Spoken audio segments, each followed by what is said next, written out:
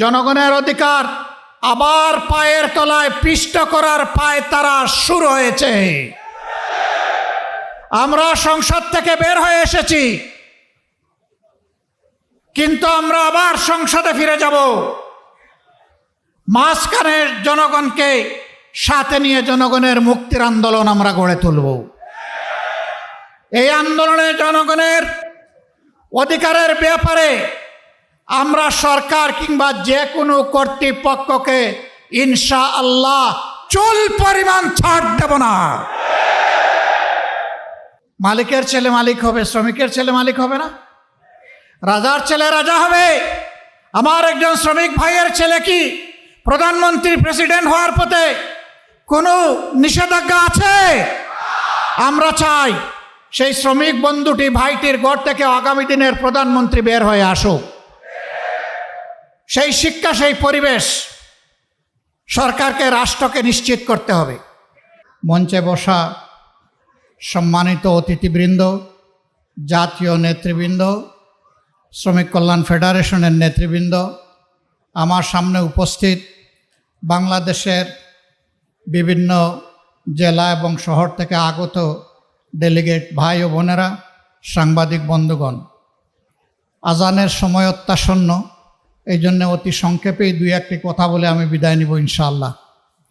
প্রথমেই আমি দোয়া করছি আল্লাহ তাআলা পক্ষ থেকে যাদের উপর আজকে এই মহান জিম্মাদারি এসেছে, কেন্দ্রীয় সভাপতি সহ তার সকল সহকর্মী এই কমিটিতে যারা আছেন, আল্লাহ তাআলা তাদেরকে যেন তাদের উপর রহম করেন এবং তাদেরকে সাহায্য করেন, যাতে করে তারা তাদের দায়িত্ব পালন করার মাধ্যমে মুক্তির এই আন্দোলনকে কাঙ্ক্ষিত লক্ষ্যের দিকে এগিয়ে নিয়ে যেতে পারে। আল্লাহ তাআলা তাদেরকে সুস্থ রাখুন এবং সকল দিক থেকেই সাহায্য করুন। আমি কৃতজ্ঞতা আদায় করছি বাংলাদেশের সমস্ত শ্রমিক সমাজের প্রতি। দীর্ঘদিন ফ্যাসিজমের জাতাকলে পিষ্ট বাংলাদেশ একটি বৈপ্লবিক আন্দোলনের মধ্য দিয়ে, একটি বৈপ্লবিক গণ অভ্যুত্থানের মধ্য দিয়ে 24 সালের 5ই আগস্ট ফ্যাসিবাদের যারা প্রতিভূ ছিল তাদের হাত থেকে মুক্তি পেয়েছে। এই আন্দোলনে যারা অংশগ্রহণ করেছেন, জীবন দেওয়া লোকদের শতকরা 62% হচ্ছেন শ্রমিক, আর আমরা বাকি সবাই মিলে 38%। এটি পৃথিবীর ইতিহাস, এটি ইসলামেরও ইতিহাস। মক্কার জীবনে ওই বঞ্চিত শ্রমিকরাই প্রথমে নবী করিম সাল্লাল্লাহু আলাইহি ওয়াসাল্লামের দক্ষিণ হস্ত হিসাবে বুক টান করে দাঁড়িয়েছিলেন। কোনো নির্যাতন তাদেরকে ঈমান থেকে খারিজ করতে পারেনি। তারা ঈমানের পথে অটল ছিলেন, অবিচল ছিলেন। বাংলাদেশের স্বাধীনতা যুদ্ধেও একই ঘটনা। 90-এর গণ আন্দোলন দেখেছি, সেখানে একই ঘটনা। 24-এর গণবিপ্লব গণ আন্দোলনেও একই ঘটনা। এই শ্রমিক সমাজের প্রত্যাশা, দাবি, চাহিদা রাষ্ট্রের কাছে খুবই মামুলি, কিন্তু দুঃখের বিষয় এই সামান্যটুকু চাহিদাও তাদের এখন পর্যন্ত কোনো রাষ্ট্র ব্যবস্থা, কোনো সরকারই পরিপূরণ করতে পারেনি। তার কারণ যারা রাষ্ট্র ব্যবস্থাপনায় যান তারা ওই শ্রমিকদের অঙ্গন থেকে উঠে আসেননি। তারা সোনার চামচ রূপার কাঠে হাতে নিয়ে জন্ম নিয়েছেন। তারা শ্রমিকদের দুঃখ বুঝবে কিভাবে? তাদের বেশিরভাগ ব্যবসায়ী মালিক। ব্যবসায়ী মালিক হওয়া কোনো অপরাধ নয়। ব্যবসায়ী প্রতিষ্ঠান খোলা হবে, মিল, ফ্যাক্টরি, ইন্ডাস্ট্রি চালু হবে, জনগণ সেখানে কর্মসংস্থান খুঁজে পাবে। কিন্তু তারা ওই জনগণকে বেশিরভাগ ক্ষেত্রেই মানবিক মর্যাদাটুকু দিতে ব্যর্থ হয়। তাদের এই নোংরা অ্যাটিটিউডের কারণেই রাষ্ট্রীয় দায়িত্বেও যখন যান তখন একই কাণ্ড কারখানা তারা করেন। শ্রমিকদের প্রতি তারা সম্মান দেখাতে ব্যর্থ হন। আমরা শ্রেণীশত্রু খতম করার ওই স্লোগানে আমরা বিশ্বাসী নই।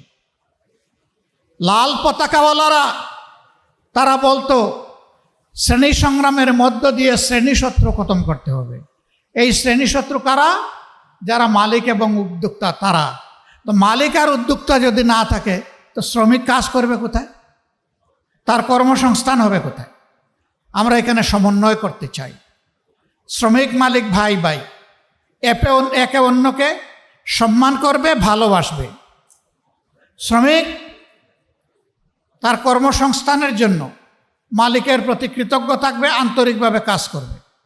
আবার মালিক একথা মনে করবে যে তার পুঁজি আর তার যন্ত্রপাতি অচল যদি এই শ্রমিক না থাকে।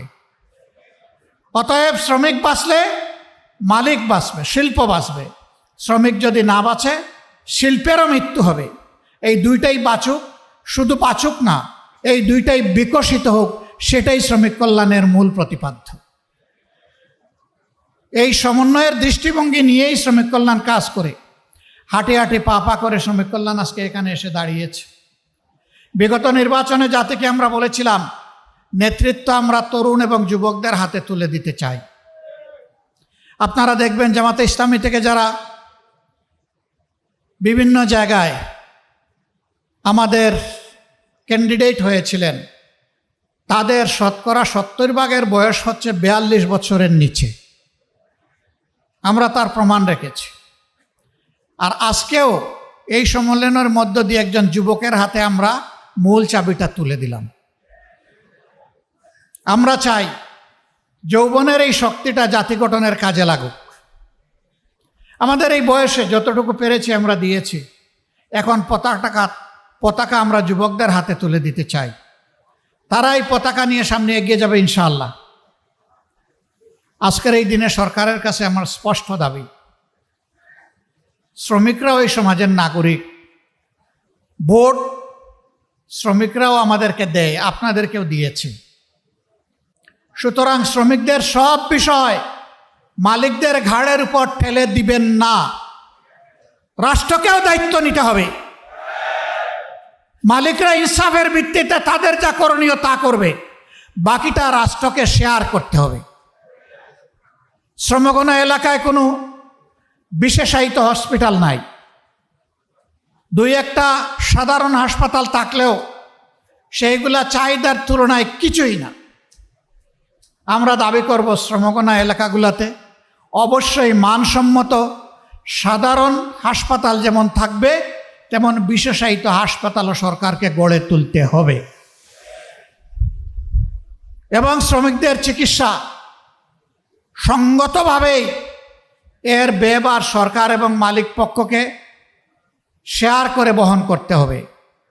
কারণ শ্রমিকদেরকে যা বেতন ভাতা দেওয়া হয় তা দিয়ে পেটের জুগানি হয় না, চিকিৎসার খরচ বাঁচাবে কোত্থেকে? পাশাপাশি শ্রমিকদের সন্তানদেরকে মানুষ করার, শিক্ষিত নাগরিক হিসেবে গড়ে তোলার দায়িত্ব পরিপূর্ণভাবে শুধু সরকারকেই নিতে হবে। মালিকের ছেলে মালিক হবে, শ্রমিকের ছেলে মালিক হবে না। রাজার ছেলে রাজা হবে। আমার একজন শ্রমিক ভাইয়ের ছেলে কি প্রধানমন্ত্রী, প্রেসিডেন্ট হওয়ার পথে কোনো নিষেধাজ্ঞা আছে? আমরা চাই সেই শ্রমিক বন্ধুটি, ভাইটির ঘর থেকে আগামী দিনের প্রধানমন্ত্রী বের হয়ে আসুক। সেই শিক্ষা, সেই পরিবেশ সরকারকে, রাষ্ট্রকে নিশ্চিত করতে হবে। বন্ধুগণ, অনেক কথা ছিল, একটা আজান হয়ে যাবে। এই জন্য আমি আজকে কথা এখানেই রাখলাম। মুক্তির ময়দানে লড়াই হবে। আমাদের অধিকার, জনগণের অধিকার আবার পায়ের তলায় পিষ্ট করার পায়তারা শুরু হয়েছে। আমরা সংসদ থেকে বের হয়ে এসেছি, কিন্তু আমরা আবার সংসদে ফিরে যাব। মাঝখানের জনগণকে সাথে নিয়ে জনগণের মুক্তির আন্দোলন আমরা গড়ে তুলব। এই আন্দোলনে জনগণের অধিকারের ব্যাপারে আমরা সরকার কিংবা যে কোনো কর্তৃপক্ষকে ইনশাআল্লাহ চুল পরিমাণ ছাড় দেব না।